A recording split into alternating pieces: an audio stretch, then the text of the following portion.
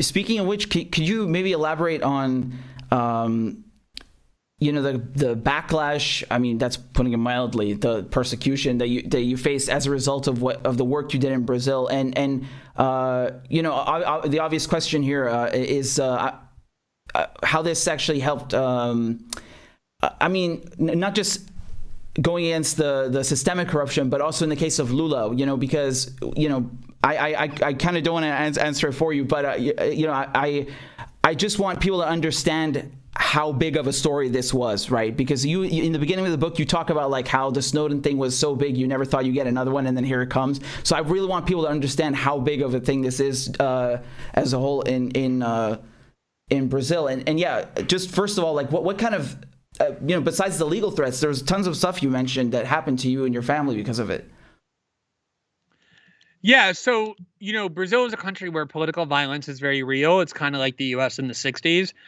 So for us, hovering over this entire challenge, and once my source contacted me with the fact that just about exactly a year earlier, in March of 2018, one of our family's closest friends, my husband's best friend, a woman named Marielle Franco, who is this LGBT Black woman from the favela, just like my husband is, who was in the same party as my husband, the Socialist Party, which is like to the left of the Workers' Party.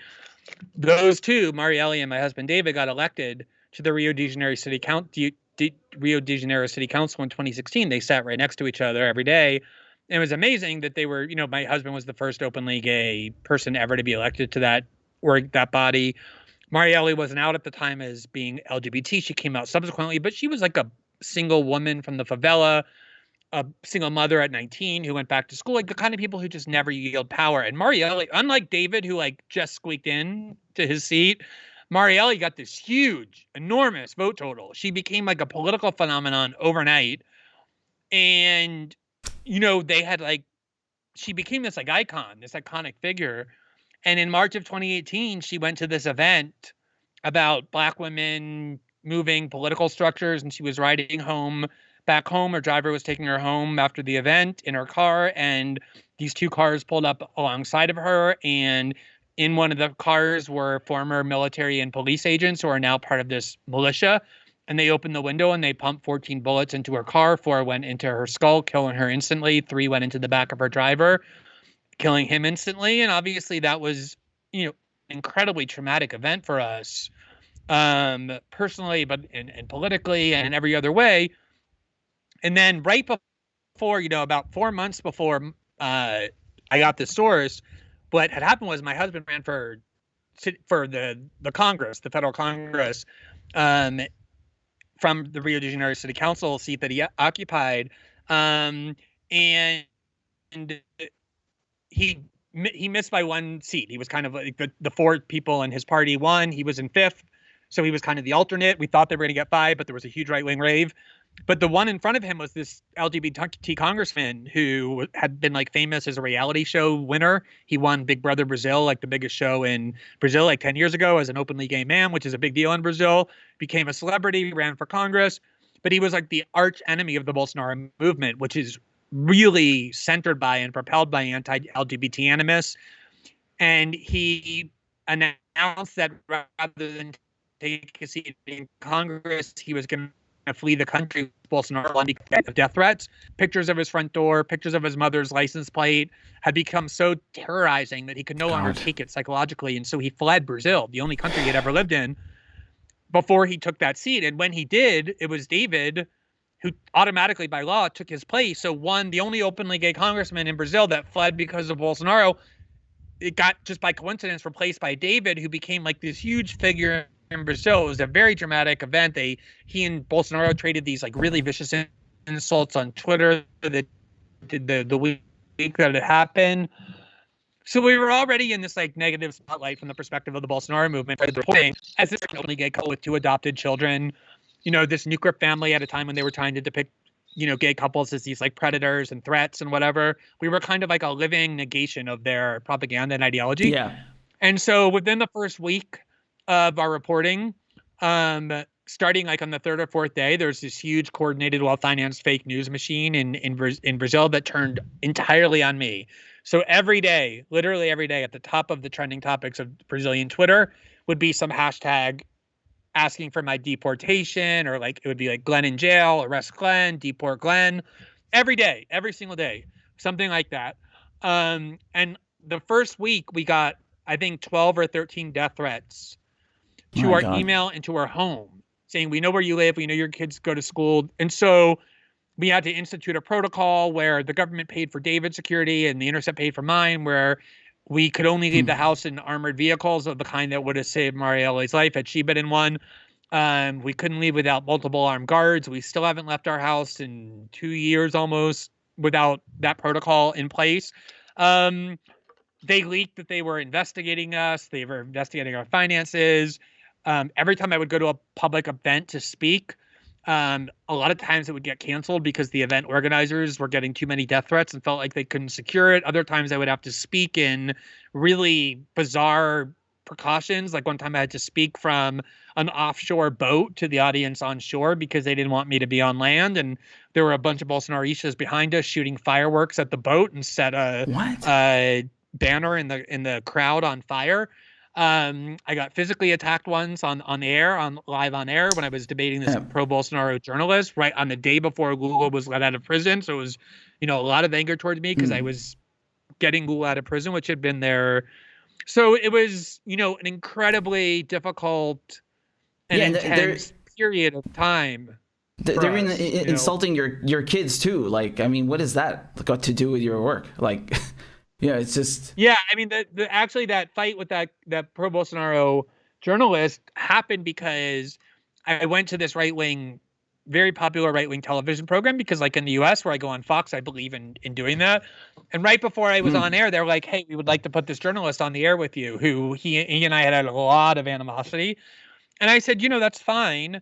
But about 3 weeks earlier, he had made this huge scandal because he went on the air and he gave this 10-minute speech about how is it that with me working with the stolen material in Rio de Janeiro and David in Brasilia as a congressman who he called corrupt, how is it possible that we have any time to take care of these kids? Who's taking care of these kids? It's impossible that anyone is actually caring for them. And a judge from the minor court should investigate whether those kids should be removed from our homes. That was what he said. So when they sat me next to him, I obviously wasn't going to have a respectful dialogue with somebody who had called for our kids to be returned to the orphanage from which we had adopted them. So I immediately raised that, thinking he would say, because it's just beyond the bounds of decency for anyone, right? Like, look, I'm sorry that I said that. That was just over the line. I didn't really mean it. But he didn't. He defended it. He mocked me that I don't understand irony. And so just this rage built up inside me where I called him a coward 15 times, and we were seated 2 inches away from each other.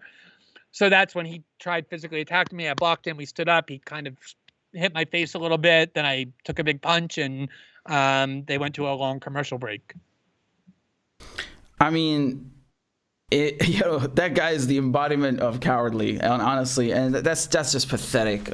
Everything that he said, and then seriously, I mean, I just going back a little bit. I just want to say, that was heartbreaking about Marielle and what happened, because you think that that's something that never happens to someone and then I mean it's just it's really heartbreaking, and the climate of violence that's in Brazil. I mean, you have to constantly basically watch over your shoulder, right? The whole time, regardless. And now the fact that you actually challenged the government and challenged someone like Bolsonaro specifically. I mean, I don't think people understand his background, where he comes from. Like, this guy is, he comes from the old guard of people who believe in military dictatorships, and they think it's a joke, right? And then they what I find astonishing is if you go on Fox, they say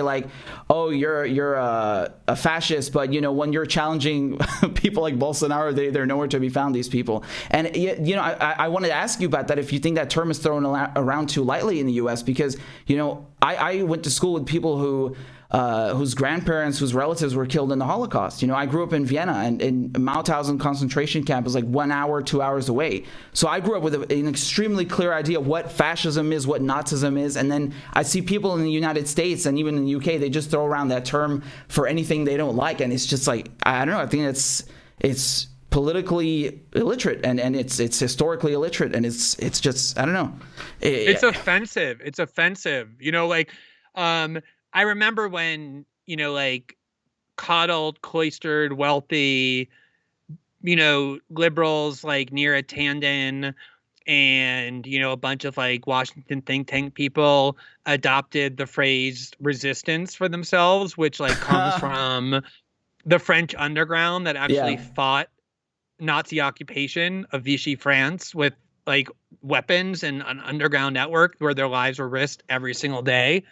Yeah. And it was not only such a like obnoxious, self-glorifying attempt to elevate themselves into something they so plainly weren't, or like, same with Jim Acosta writing a book saying a dangerous time in America, like the most coiffed, like manicured, prissy, protected, TV personality in the country, acting as though he's some kind of like, endangered dissident.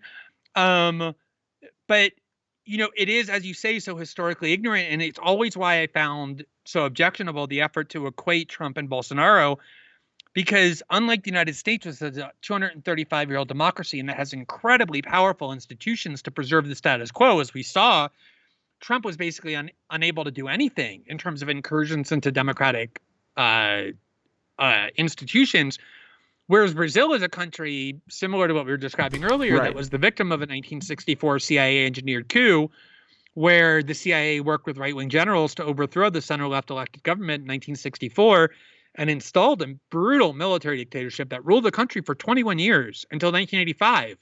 And, they weren't as like savage as, say, Pinochet or like General Suharto in Indonesia, so it doesn't get as much attention. But they murdered dissidents, imprisoned journalists, exiled artists. They were no civil liberties of any kind. It was a brutal, savage military dictatorship, and Bolsonaro was a young army captain as part of it. So he wasn't like a ruler, but he was in the military. He was instilled with that dictatorship. He defended it. He was part of the military that ruled the country.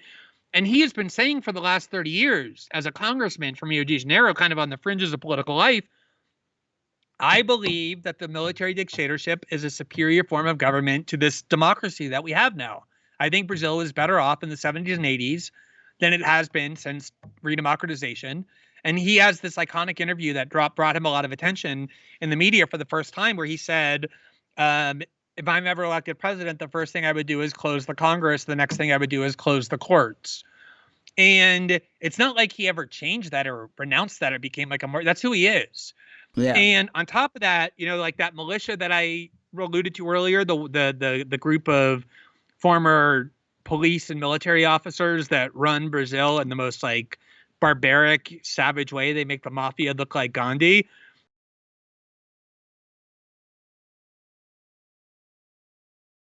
Emerged before he even took office was that his son, who has spent 10 years as a state legislator in Rio de Janeiro and was elected to the federal Senate in 2018 when Bolsonaro was elected president, it turned out that they did an investigation into this militia that killed Marielle, and they found the top 6 people, and the chief of it became a fugitive, and they identified him.